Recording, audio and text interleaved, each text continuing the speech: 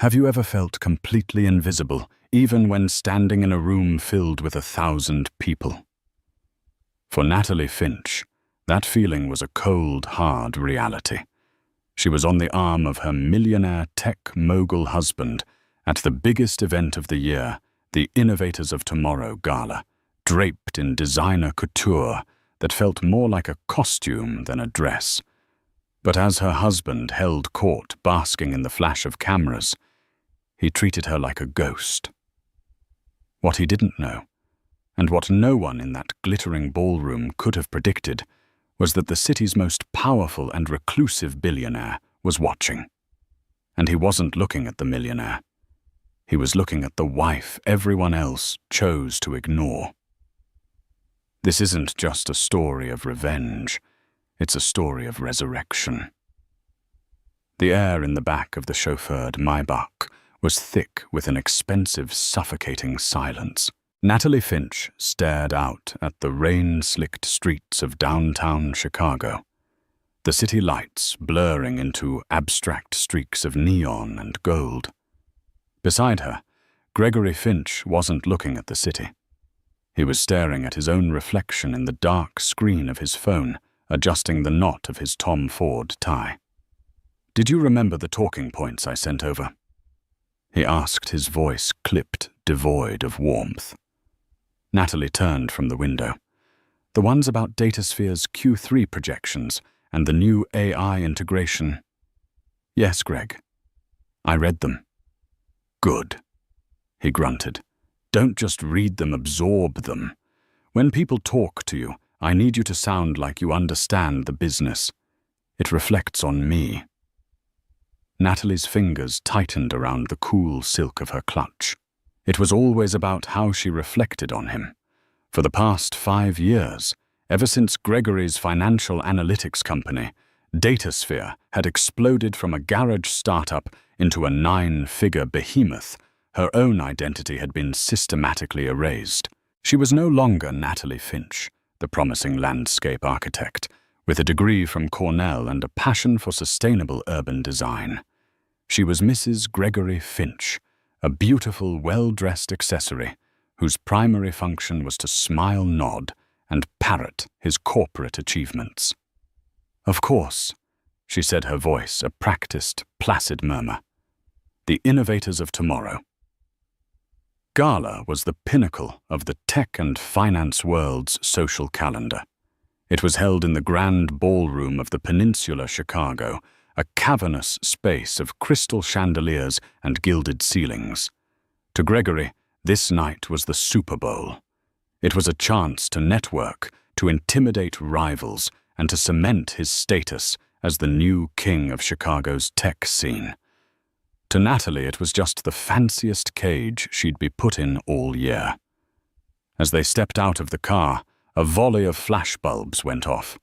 Gregory immediately straightened, a shark-like smile spreading across his face.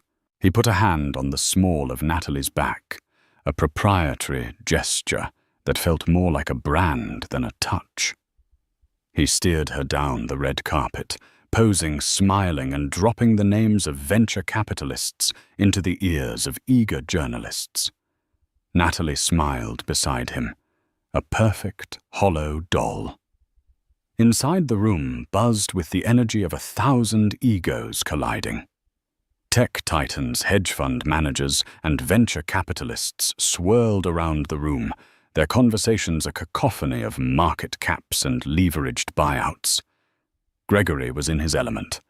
He released Natalie's back the moment they were past the main crush of photographers.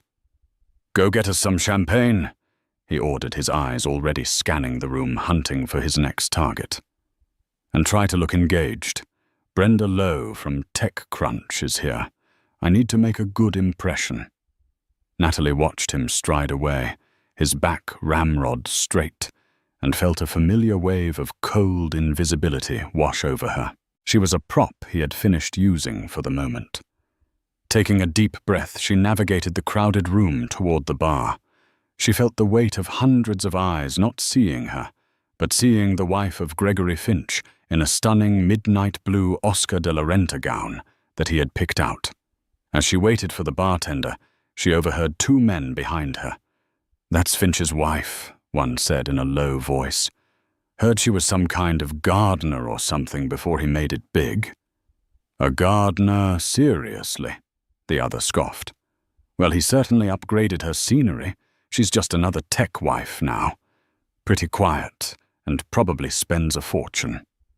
The words were like tiny, sharp needles against her skin. A gardener. She had designed a multi-award-winning therapeutic garden for a children's hospital. She had published a paper on xeriscaping in urban environments. But in this world, in her husband's world, she was just a gardener.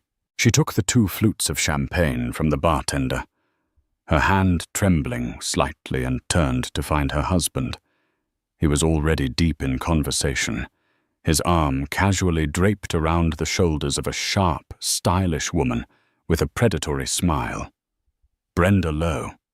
Gregory was laughing, a loud, performative sound designed to draw attention. Brenda Lowe was hanging on his every word, her expression a perfect blend of admiration and journalistic curiosity. Natalie approached the small circle, the champagne flutes feeling impossibly heavy in her hands. "And so the algorithm we developed is essentially a predictive engine for market volatility. It's revolutionary," Gregory was boasting. "It sounds it," Brenda said, her voice smooth as silk. "I'd love to do a deep dive feature on you for TechCrunch, Gregory." "We can arrange that," Gregory said, finally noticing Natalie's presence. He took a glass from her without a word of thanks, handing it to Brenda. He then took the other for himself, leaving Natalie empty-handed. "Brenda, this is my wife, Natalie." He said the introduction an afterthought. Brenda gave Natalie a fleeting, dismissive glance. "A pleasure."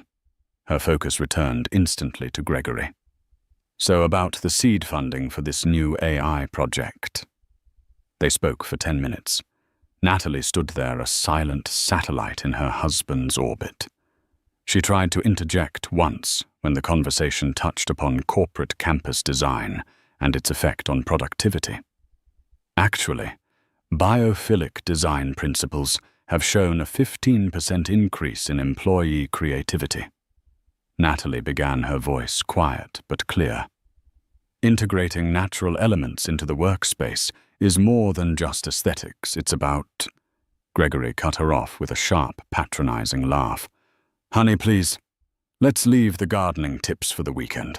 We're talking about billions of dollars here." He turned back to Brenda, winking conspiratorially. "She loves her plants." The casual cruelty of the remark, spoken so publicly, landed like a physical blow.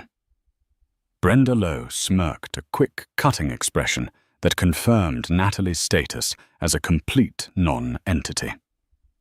The small group around them chuckled politely.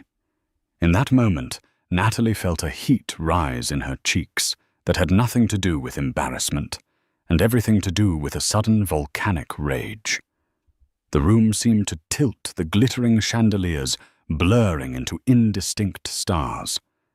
She murmured an excuse that no one heard, and turned, walking away with as much dignity as she could muster.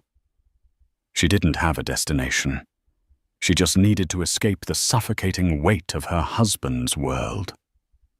Her path took her past a grand marble-topped table where several older, more established figures were conversing quietly.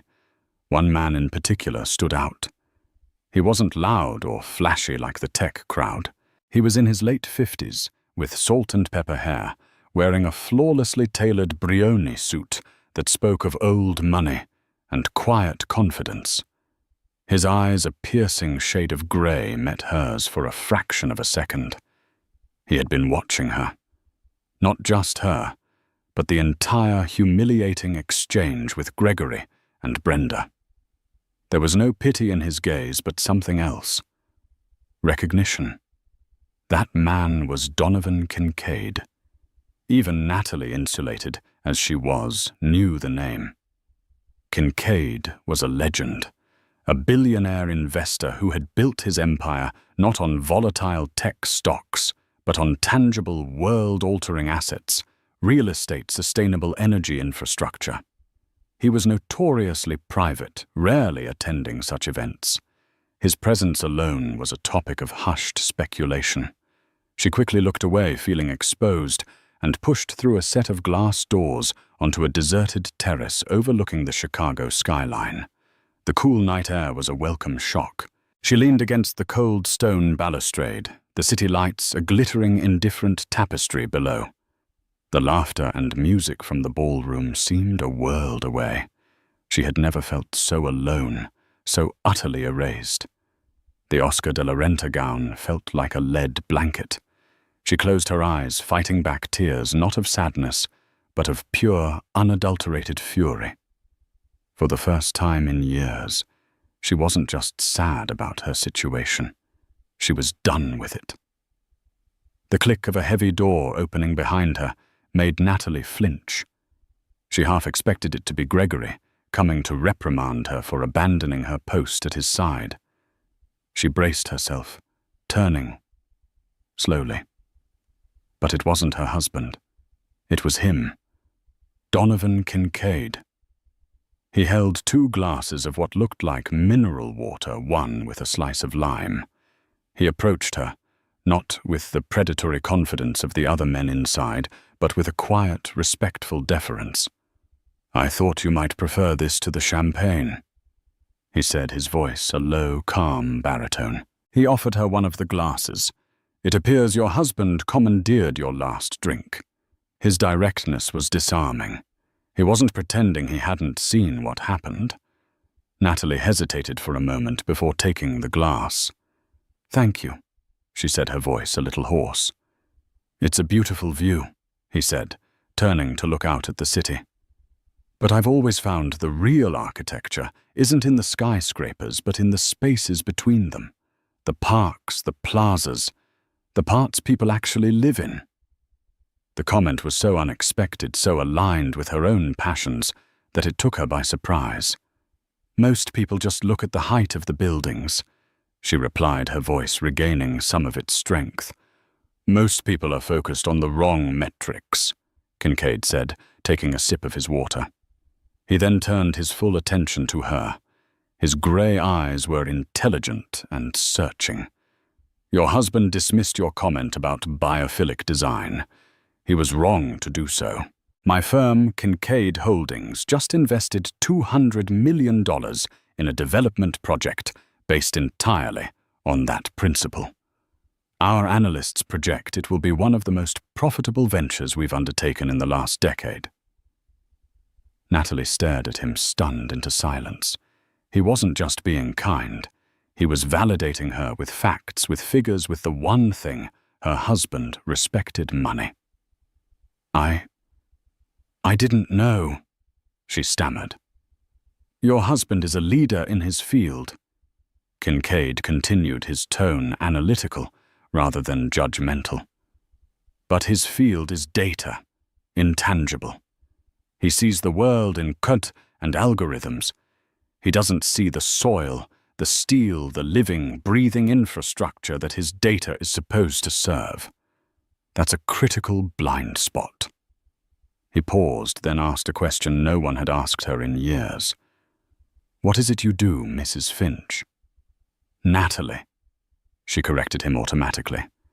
"My name is Natalie, and I'm a landscape architect. Or, I was." "There is no was," he said gently.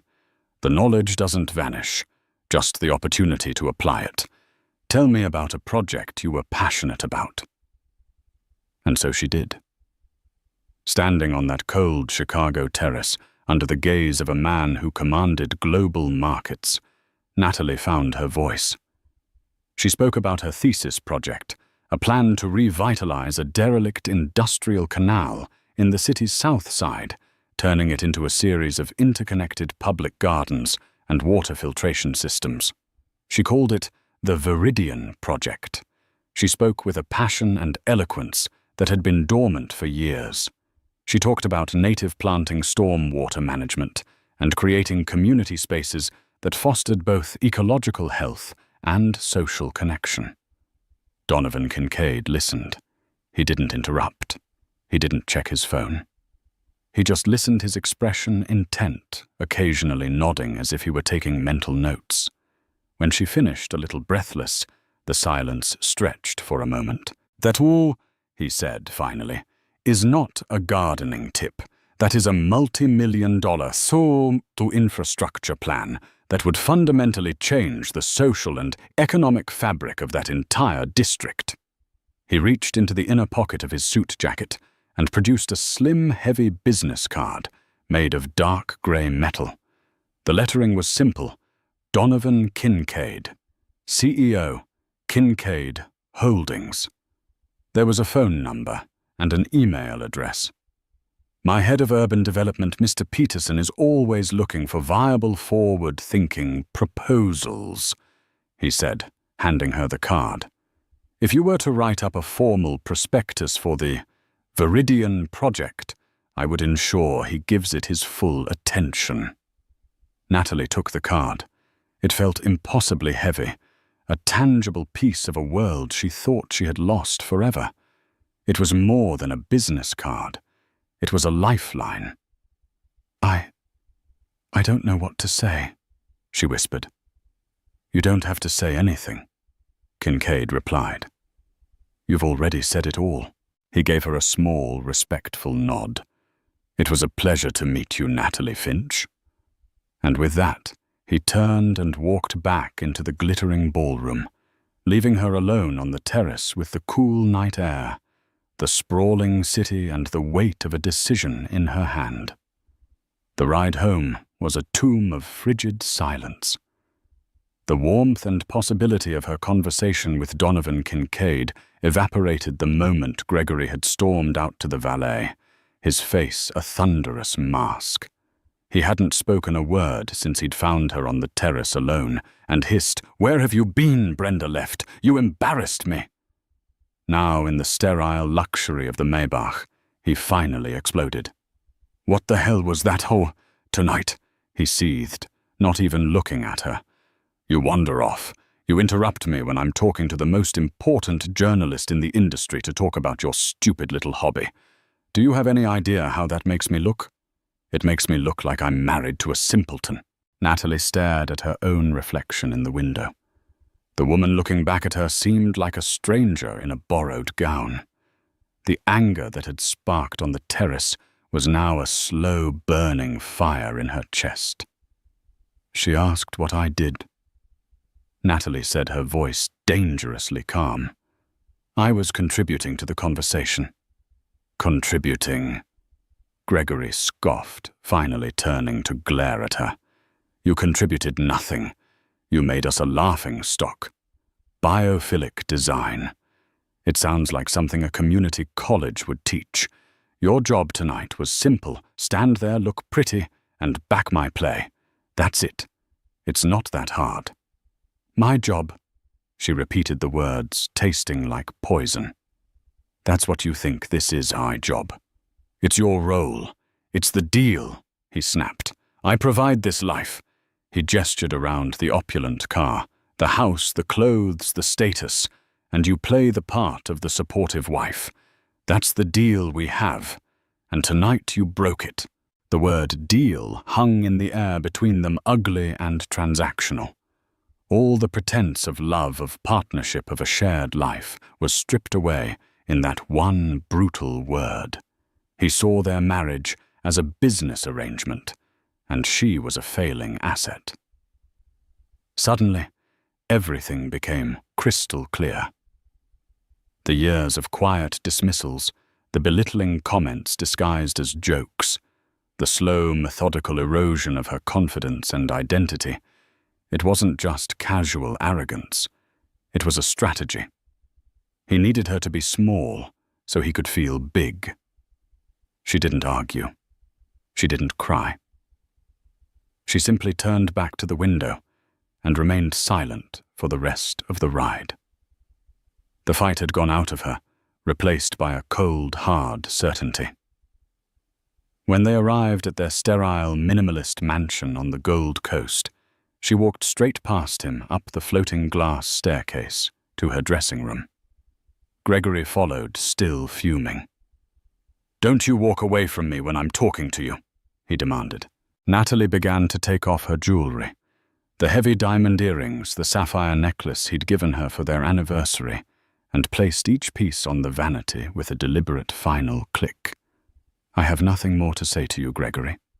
"Oh, we have plenty to talk about, starting with your attitude." She turned to face him, her eyes clear and unwavering. "No, we don't. You said it yourself. This is a deal, a transaction, and I'm here to inform you that I'm terminating the contract." Gregory stared at her, his anger momentarily replaced by confusion. "What are you talking about?" "I'm leaving you, Greg." He laughed, a short, sharp, incredulous bark. "You're what? Leaving me? Don't be ridiculous." "Where would you go? What would you do?" "Go back to planting petunias for old ladies in Winnetka. You have nothing without me. Everything you are is because of me." That was his fatal mistake. He thought he had erased her so completely that she believed it herself. But tonight, a stranger on a balcony had seen her more clearly in 10 minutes than her own husband had in 5 years. "You're wrong," she said, her voice soft but unbreakable. "Everything I am, I've been burying for you, and I'm done." She walked into their shared walk-in closet, a room the size of a small apartment, and pulled out a single dusty suitcase from the very back. She ignored the racks of designer clothes he'd bought her and went to a small section where her old things were stored. Jeans, a few sweaters, practical shoes, the uniform of her former life. The uniform of the real Natalie Finch. Gregory watched his expression shifting from disbelief to fury. "You can't be serious. You walk out that door, Natalie, and you are cut off. The accounts, the cards, the car, everything. I will leave you with nothing." She paused, her hand on the suitcase handle. She thought of the heavy metal card tucked safely in her clutch. It wasn't just a lifeline. It was a weapon. "You already left me with nothing, Greg," she said, looking him dead in the eye. "The only difference is now I'm free of you." She zipped the suitcase and walked out of the room, out of the house, and into the rainy Chicago night without looking back once. She didn't call a friend or a family member. She called a taxi and gave the driver the address of a modest extended-stay hotel in a neighborhood far from the opulent prison she had just escaped. As the taxi pulled away from the curb, she took Donovan Kincaid's card from her purse. She ran her thumb over the embossed letters. The humiliation, the anger, the fear. It all began to coalesce into a single, powerful emotion, resolve. Gregory had been right about one thing. She had a job to do. But it wasn't his. It was her own. The first week was a brutal lesson in humility. The extended-stay hotel was clean, but soulless, a world away from the thread count and room service she'd grown accustomed to. The joint bank accounts were frozen within hours, just as Gregory had promised. The credit cards were declined. The life she had known was severed with the cold digital efficiency of a guillotine. She had a small personal savings account from before her marriage, a few $1,000s she had guarded fiercely. It was now her entire net worth. She used it to buy a refurbished laptop, a burner phone, and to pay for the hotel room. Every purchase was a calculated decision. The profligacy of her old life felt like a dream. Her days were spent in the local library, a place of quiet focus that felt both nostalgic and safe. She didn't mourn her old life. She didn't have time. She was a woman on a mission, fueled by coffee sheer nerve and the memory of Gregory's condescending laugh. She immersed herself in her work. The Viridian Project, once a distant academic dream, became her singular obsession. She worked 12, 15, 18 hours a day. She pulled up old municipal zoning maps, researched environmental impact statements, studied traffic flow patterns, and created complex cost-benefit analyses. The parts of her brain that had lain fallow for 5 years roared back to life. The technical jargon, the design principles, the intricate dance of ecology and commerce, it all came flooding back. She was no longer a gardener. She was an architect, an engineer, a visionary. She also called her old friend from Cornell, Jessica Morales, now a sharp-as-a-tack divorce attorney. "Nat, oh my God, where have you been?" Jessica's voice was a welcome shock of warmth and sanity. Natalie told her everything. The Gala, Gregory's words, the escape in the middle of the night. "I'm filing the papers tomorrow," Jessica said, her tone shifting from concerned friend to formidable lawyer. "He's going to fight you, Nat. He's going to try and paint you as a gold digger who's leaving because the ride got boring. He'll claim you contributed nothing to the marriage." "He's not entirely wrong," Natalie admitted, a bitter taste in her mouth. "I let him sideline me. I have no income, no recent work to show." "Stop," Jessica commanded. "You supported his career. You managed his home. You ran his social life. That is a contribution. But you need more. You need a plan. What's your next move?" "I have a plan," Natalie said, looking at the complex diagrams spread across her small hotel desk. "I'm working on a pitch." After 2 weeks of relentless work, the proposal was ready. It was a 100-page document, complete with architectural renderings she'd created on a free trial of design software, detailed budget projections, and a multi-phase implementation timeline. It was the best work of her life. Her hands trembled as she typed out the email. She addressed it to the email on Donovan Kincaid's card, attaching the prospectus. She kept the message brief and professional, referencing their conversation at the gala and respectfully requesting a few moments of Mr. Peterson's time to review her submission. She hit send and felt a wave of nausea and adrenaline. It was a Hail Mary pass, a desperate shot in the dark. Kincaid was a billionaire. He probably had 1,000 more promising proposals sitting on his desk. Why would he remember her? Why would he care? Days turned into a week. Her savings were dwindling. The hotel bill was looming. Doubt began to creep in a cold, insidious fog. Gregory's voice echoed in her head. "Where would you go? What would you do? You have nothing without me." She was sitting in a small coffee shop, nursing a single cup for hours to use their Wi-Fi when her burner phone buzzed. It was an unknown number with a downtown area code. She almost ignored it, assuming it was a spam call. But something made her answer. "Hello, is this Ms. Natalie Finch?" The voice was formal, older, and deeply professional. "Yes, this is she. My name is Robert Peterson. I am the head of urban development for Kincaid Holdings. Mr. Kincaid passed along your prospectus for the Viridian Project. He has asked me to review it." Natalie's heart hammered against her ribs. "Oh, thank you, Mr. Peterson." "It's an impressive piece of work, Ms. Finch." Peterson continued, his voice betraying no emotion. "Ambitious, well-researched. I have a few questions about your hydrology and soil remediation projections. Mr. Kincaid would also like to be present for the discussion. Are you available to meet at our offices tomorrow morning at 10? Natalie felt the world shift on its axis.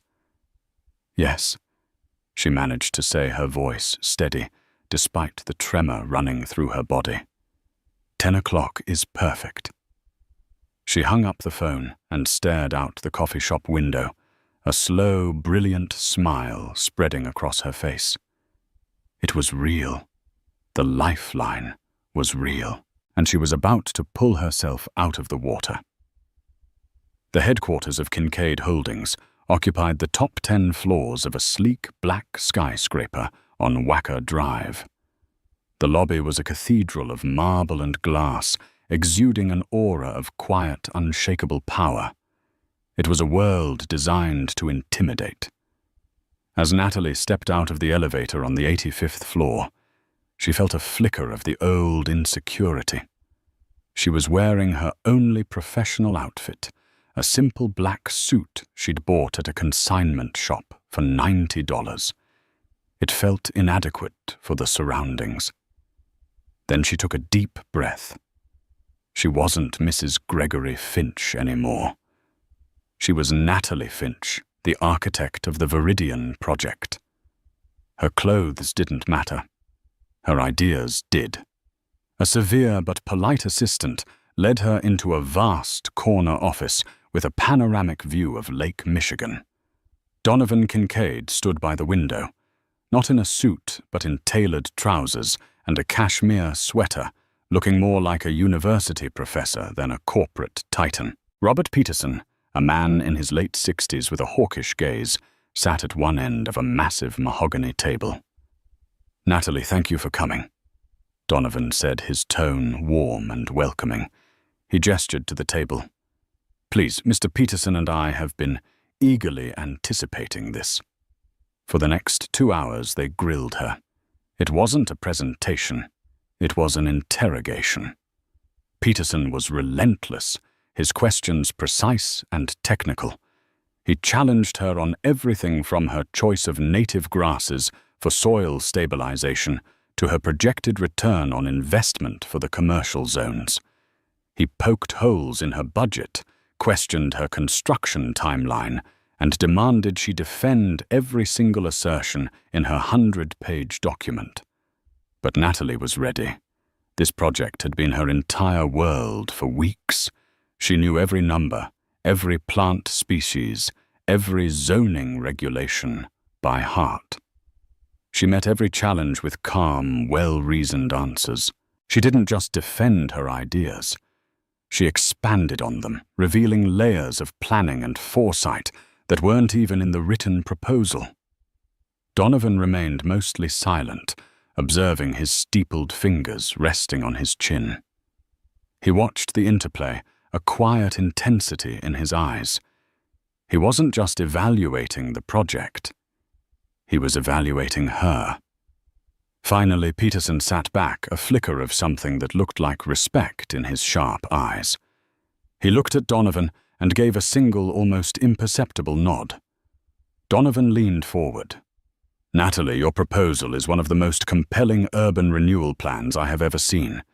It's thoughtful, sustainable, and financially viable. You've anticipated problems my own teams would have spent months identifying." Natalie felt a surge of pride so intense it almost made her dizzy. "Thank you, Mr. Kincaid." "Donovan, please," he corrected gently. "Now we have 2 ways we can proceed. Kincaid Holdings can acquire the project from you. We would pay you a generous finder's fee and a consulting contract for the initial phase. It would be a significant, life-changing sum of money. You would be financially secure for the rest of your life." Natalie's mind raced. Financial security. An escape from the dingy hotel, from the constant worry. It was everything she needed. It was the safe choice. Or, Donovan continued, his gaze locking onto hers, there is a second option. It is far riskier for you, but the potential is exponentially greater. He paused. We can form a partnership. Kincaid Holdings will provide the full capital backing the legal framework and the political leverage. You will be the lead architect and project director. We will create a new subsidiary, Viridian Developments, and you will be given a 20% equity stake in the entire venture. Natalie stared at him, speechless. An equity stake. Not a salary. Not a fee. Ownership. He wasn't offering her a job. He was offering her a seat at the table. Her table. That's an incredible offer, she stammered. It is, Donovan affirmed. Option 1 gives you a fish. Option 2 teaches you how to build and run a global fishing fleet. The choice depends on what you truly want. Do you want to be paid for your idea, or do you want to be the one to build it? She thought of Gregory telling her she had nothing, that she was nothing without him. She thought of the condescending smirks at the gala. Option 1 was an escape. Option 2 was a coronation. She looked Donovan Kincaid directly in the eye, her voice ringing with a newfound strength she barely recognized as her own. I want to build it. A slow, genuine smile spread across Donovan's face. He extended his hand across the mahogany table. Then welcome to the team, Ms. Finch. I believe we have a city to change. Natalie shook his hand. The deal was done. The new one, her deal. And it wasn't a transaction. It was a beginning. The announcement hit the financial world like a thunderclap. It wasn't a quiet press release. It was a feature story in the Wall Street Journal. Reclusive billionaire Donovan Kincaid partners with architect Natalie Finch to launch $500 million urban renewal initiative. The article featured a sleek professional headshot of Natalie, her name, in bold print. It detailed the scope of the Viridian project, hailing it as a revolutionary model for sustainable development. Her name, Natalie Finch, was suddenly on the lips of every major player in Chicago business and real estate. Gregory Finch found out when his phone started buzzing incessantly during a board meeting. He ignored the first few calls, but then his CFO slid a tablet across the table with the Wall Street Journal article displayed on the screen. He stared at the face of his estranged wife, her expression confident and serene, next to a photo of the one man in the city he could only dream of getting a meeting with. Natalie Finch. Not Mrs. Gregory Finch, just Natalie Finch. The name was followed by her new title, co-founder and chief architect, Viridian Developments. The blood drained from his face. A $500 million project. A partnership with Donovan Kincaid. It was impossible. This was his wife, the gardener, the woman he had told was nothing without him. He felt a wave of dizzying cognitive dissonance, followed by a surge of pure white-hot fury. She hadn't just left him. She had humiliated him on a scale he couldn't have imagined. The story wasn't just about her rise. The unspoken subtext was about the brilliant woman who had been languishing under his shadow. He had been so obsessed with his own image that he had never bothered to look at the asset he had living in his own home. The fallout was immediate. At the country club, the whispers followed him. Men who had once clapped him on the back now gave him looks of pity mixed with contempt. Can you believe it? His wife, with Kincaid. The implication was clear. Gregory Finch wasn't just a bad husband. He was a bad businessman. He'd had a diamond in his house and had been completely oblivious to its value. His professional life began to unravel with alarming speed. The scandal was a catalyst for underlying problems at DataSphere. His arrogance had made him sloppy. A major client, spooked by the negative press, and a recent poorly handled data breach pulled their account, costing the company tens of millions in annual revenue. His board, once compliant, was now openly questioning his leadership. Brenda Lowe, the TechCrunch journalist he had tried so hard to impress, wrote a scathing article not about his genius, but about the toxic tech bro culture at DataSphere, using anonymous sources to paint a picture of a CEO more interested in galas than in governance. Desperate, Gregory tried to claw his way back. His first move was to try and sabotage Natalie. He had his lawyers file motions claiming that the Viridian project was an idea conceived during their marriage, and therefore he was entitled to a share of it as marital property. Jessica Morales laughed when she saw the filing. "He's desperate, Nat. This won't hold up for a second. Your project was an academic concept you developed long before you even met him. Let me handle this." Jessica eviscerated his legal team in court, producing Natalie's original thesis papers from Cornell dated a decade earlier. The judge threw out Gregory's claim, and the press reported it as another petty failed attempt by a spurned husband to profit from his ex-wife's success. The move backfired spectacularly, painting him as even more pathetic and vindictive. His next tactic was a complete reversal. He tried to reconcile. He showed up at the temporary offices Viridian Developments had leased. Natalie was in the middle of a meeting with a team of engineers when her assistant announced that Mr. Finch was here to see her. She agreed to see him, but not alone. She met him in the glass-walled conference room with Jessica by her side. He looked haggard. The bespoke suits now seemed to hang off him. The confident swagger was gone, replaced by a desperate, pleading energy.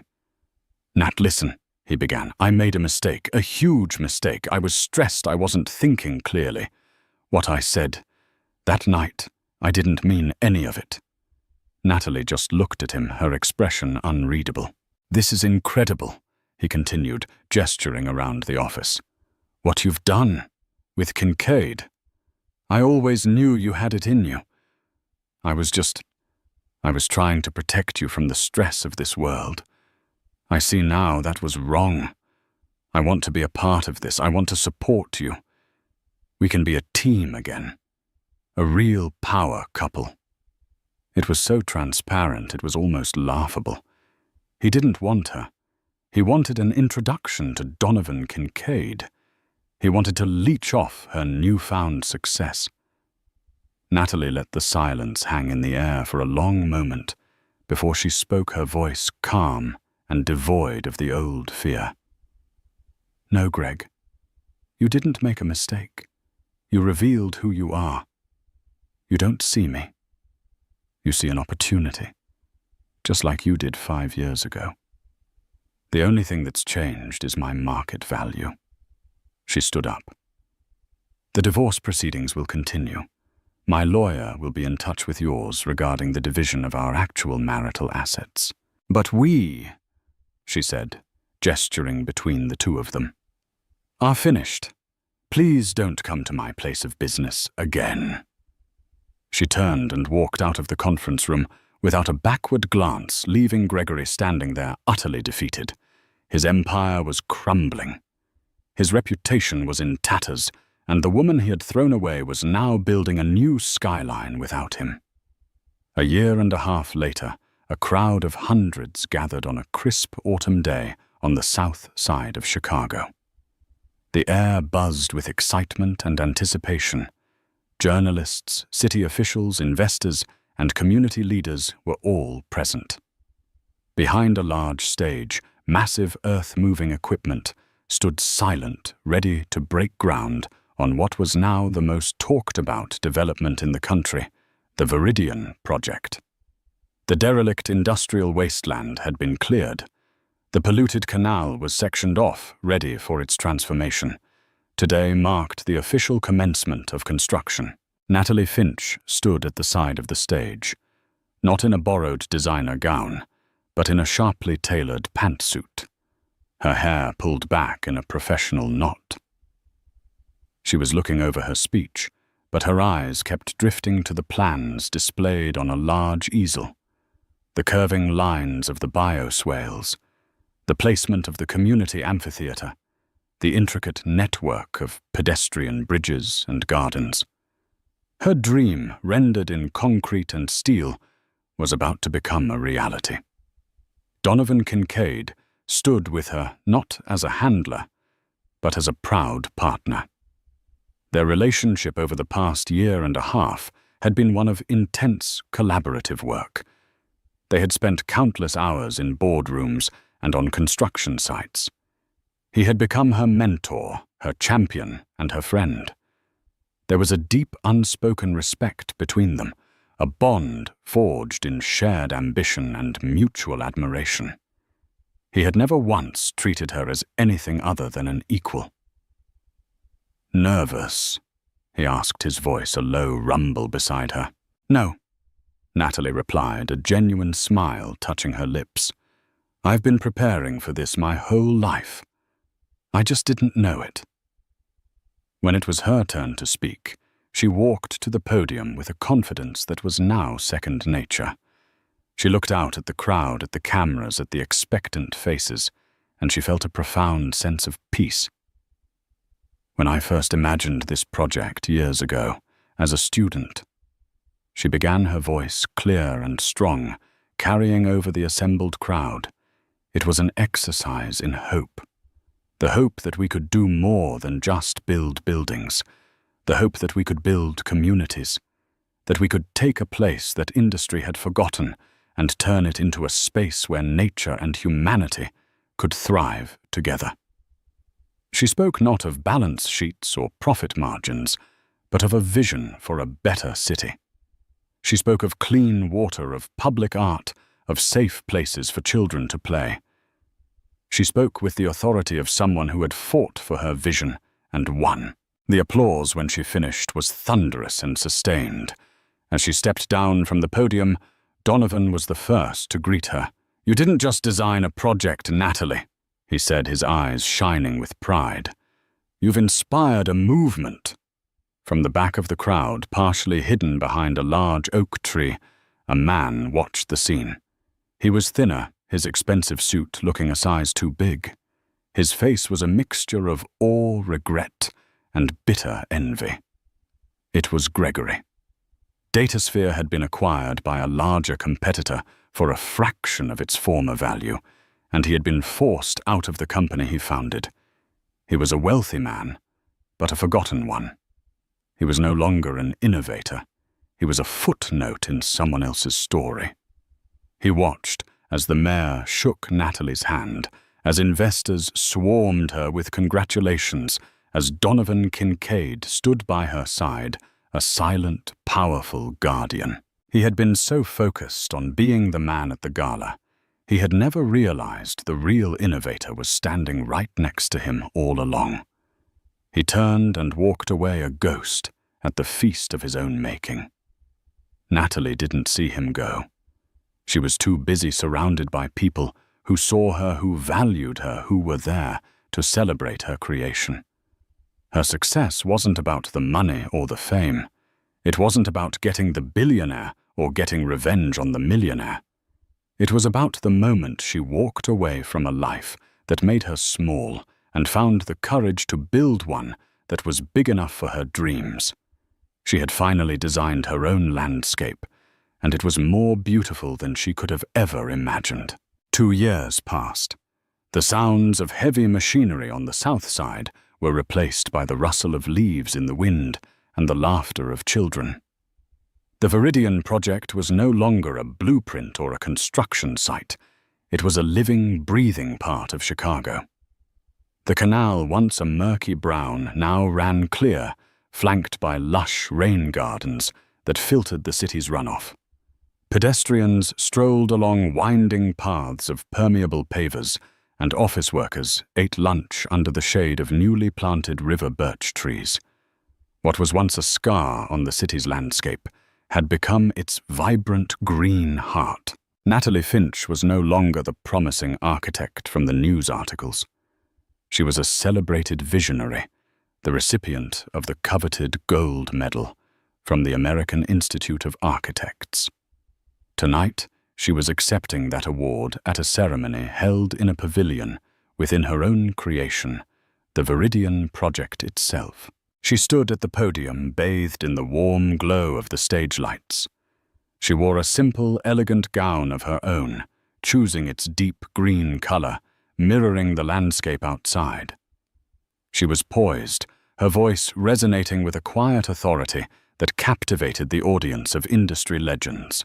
"A blueprint," she said, her eyes sweeping over the crowd, "is a promise. It's a drawing of a future that doesn't exist yet. But it is just a piece of paper. The real work is in the building. Not just the building of structures, but the building of trust of teams and of a belief in a shared vision. She paused her gaze, finding Donovan Kincaid in the front row. He was watching her, his expression one of immense, quiet pride.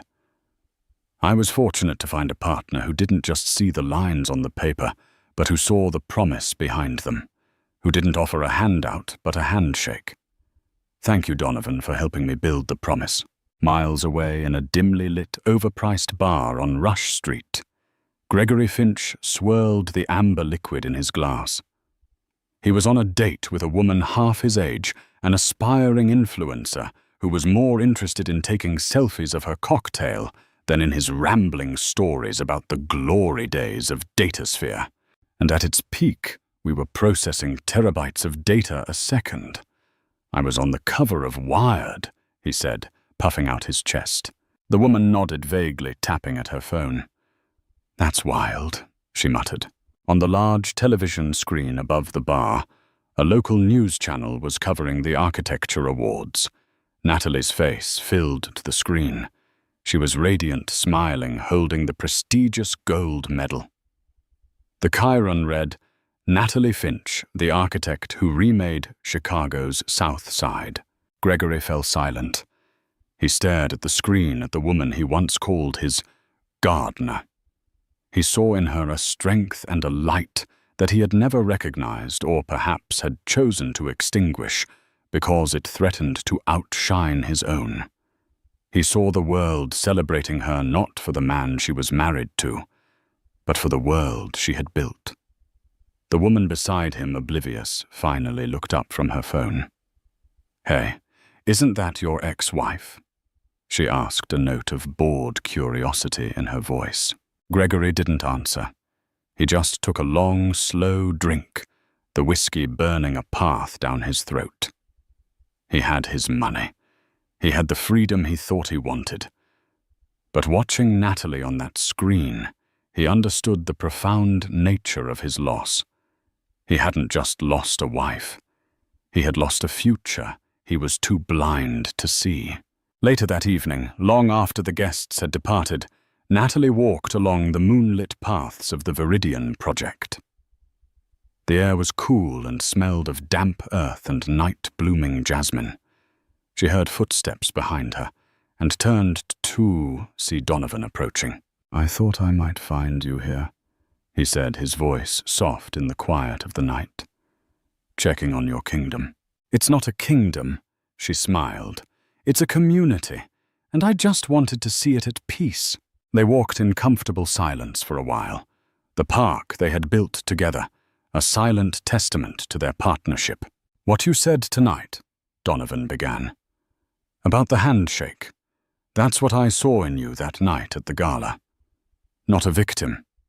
I saw a partner waiting for an opportunity. You saw something I had almost forgotten I was, Natalie admitted. He stopped by the edge of the now pristine canal, the lights of the city reflecting in the water. My late wife, Alice. He said the first time he had mentioned her name in months was an artist, a sculptor. She always said that the most beautiful forms weren't carved out of stone, but were the ones that were already there, waiting to be freed. You just had to be willing to chip away the excess. He turned to Natalie, his grey eyes soft in the moonlight. You did all the work, Natalie.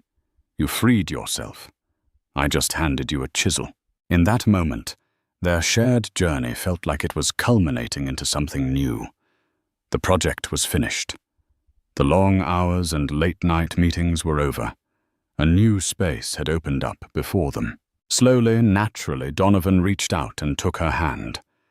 It wasn't the proprietary grip Gregory used to favor branding her as his.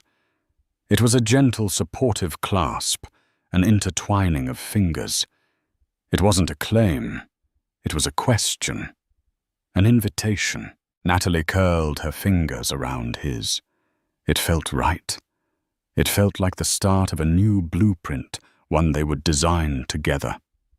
Not as a billionaire and his protégé, but as two equals, standing in the heart of the beautiful world they had promised and then built.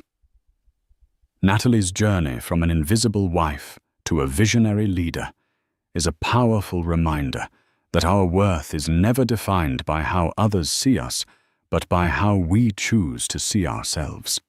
She didn't wait for permission to be brilliant. She took a moment of public humiliation and forged it into the fuel for her own resurrection. She proves that the most valuable investments we can ever make are in our own talents and our own self-respect. Gregory Finch lost everything because he saw his wife as a reflection of himself, while Donovan Kincaid gained a powerful partner because he saw her for who she truly was. What did you think of Natalie's transformation? Could you feel the chill in that car ride home after the gala? Let us know in the comments below what part of her story resonated with you the most. Have you ever had to start over or fight to have your voice heard? We love hearing your stories. If this story inspired you, please hit that like button. Share it with someone who needs to hear it. And don't forget to subscribe to our channel for more real-life dramas that will keep you on the edge of your seat. Thank you for listening.